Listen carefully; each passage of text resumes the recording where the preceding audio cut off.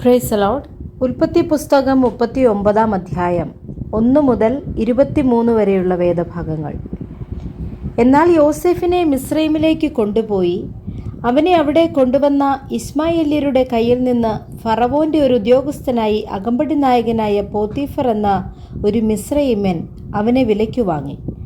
യഹോവ യോസേഫിനോടുകൂടെ ഉണ്ടായിരുന്നത് കൊണ്ട് അവൻ കൃതാർത്ഥനായി മിസ്രൈമ്യനായ യജമാനൻ്റെ വീട്ടിൽ പാർത്തു. യഹോവ അവനോട് കൂടെ ഉണ്ടെന്നും അവൻ ചെയ്യുന്നതൊക്കെയും യഹോവ സാധിപ്പിക്കുന്നു എന്നും അവൻ്റെ യജമാനൻ കണ്ടു. അതുകൊണ്ട് യോസേഫ് അവന് ഇഷ്ടനായി ശുശ്രൂഷ ചെയ്തു. അവൻ അവനെ ഗൃഹവിചാരകനാക്കി തനിക്കുള്ളതൊക്കെയും അവൻ്റെ കയ്യിൽ ഏൽപ്പിച്ചു. അവൻ തൻ്റെ വീട്ടിനും തനിക്കുള്ള സകലത്തിനും അവനെ വിചാരകനാക്കിയത് മുതൽ യഹോവ യോസേഫിൻ്റെ നിമിത്തം മിസ്രൈമിൻ്റെ വീടിനെ അനുഗ്രഹിച്ചു. വീട്ടിനും വയലിനും അവനുള്ള സകലത്തിന്മേലും യഹോവയുടെ അനുഗ്രഹമുണ്ടായി. അവൻ തനിക്കുള്ളതൊക്കെയും യോസേഫിൻ്റെ കയ്യിൽ ഏൽപ്പിച്ചു. താൻ ഭക്ഷിക്കുന്ന ഭക്ഷണം ഒഴികെ അവൻ്റെ കൈവശമുള്ള മറ്റ് യാതൊന്നും അവൻ അറിഞ്ഞില്ല.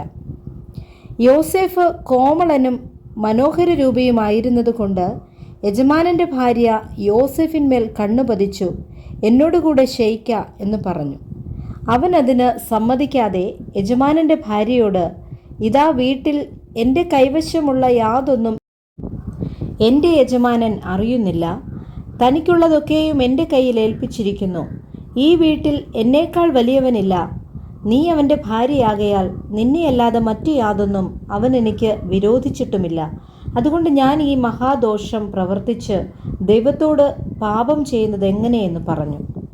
അവൾ ദിനം പ്രതിയും യോസേഫിനോട് പറഞ്ഞിട്ടും അവളോടുകൂടെ ശയിപ്പാനോ അവളുടെ അരികെ ഇരിപ്പാനോ അവൻ അവളെ അനുസരിച്ചില്ല.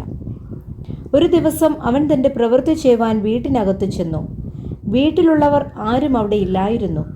അവൾ അവൻ്റെ വസ്ത്രം പിടിച്ചു എന്നോടുകൂടെ ശയിക്ക എന്ന് പറഞ്ഞു. എന്നാൽ അവൻ തൻ്റെ വസ്ത്രം അവളുടെ കയ്യിൽ വിട്ടേച്ച് പുറത്തേക്ക് ഓടിക്കളഞ്ഞു.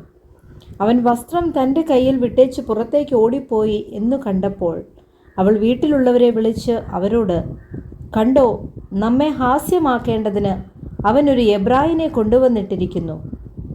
അവൻ എന്നോടുകൂടെ ശയിക്കേണ്ടതിന് എൻ്റെ അടുക്കൽ വന്നു.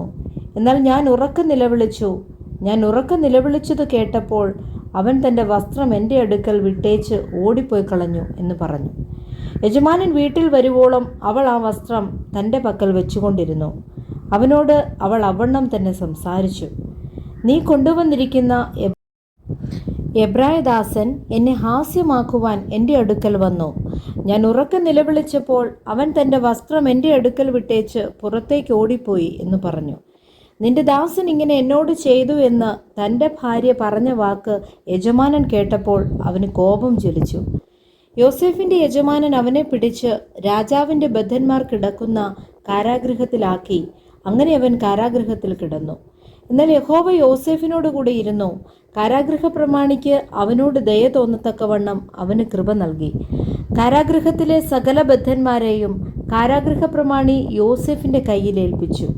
അവരുടെ പ്രവൃത്തിക്കൊക്കെയും അവൻ വിചാരകനായിരുന്നു. യഹോവ അവനോട് കൂടെ ഇരുന്ന് അവൻ ചെയ്തതൊക്കെയും സഫലമാക്കുക കൊണ്ട് അവൻ്റെ കൈക്കീഴുള്ള യാതൊന്നും കാരാഗൃഹ പ്രമാണി നോക്കിയില്ല. Praise the Lord. വായിച്ച തിരുവചനങ്ങളാൽ കർത്താവ് നമ്മളെ ധാരാളമായി അനുഗ്രഹിക്കട്ടെ. ആമേൻ.